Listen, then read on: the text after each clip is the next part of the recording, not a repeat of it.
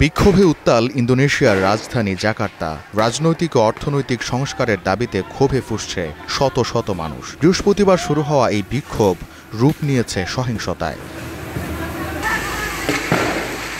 গভীর রাতেও সরকার বিরোধী স্লোগানে মুখর রাজপথ। বৃহস্পতিবার রাতে দেশটির পার্লামেন্ট ভবনের সামনে জড়ো হন বিক্ষোভকারীরা।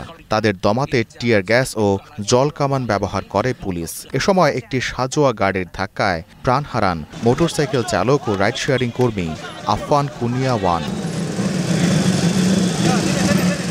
তার মৃত্যুর খবরে জাকার্তায় নতুন করে ছড়িয়ে পড়ে উত্তেজনা। শুক্রবার সকালে কুনিয়াওয়ানের জানাজা ও দাফনে সহকর্মীরা ছাড়াও অংশ নেন আন্দোলনকারীরা। দেন আন্দোলন জোরদার করার ঘোষণা। এজন্য অনলাইনেও চলছে বিশেষ ক্যাম্পেইন। এদিকে নিহতের পরিবারের প্রতি শোক জানিয়েছেন ইন্দোনেশিয়ার প্রেসিডেন্ট। এক ভিডিও বার্তায় বলেছেন, তদন্ত শেষে দোষীদের আইনের আওতায় আনা হবে। Saya sangat prihatin dan sangat sedih terjadi peristiwa ini.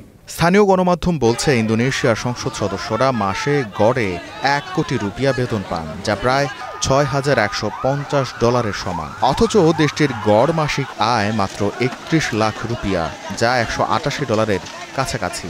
এ কারণেই মূলত জনরোষের সৃষ্টি। গোলাম কিবরিয়া, স্টার নিউজ।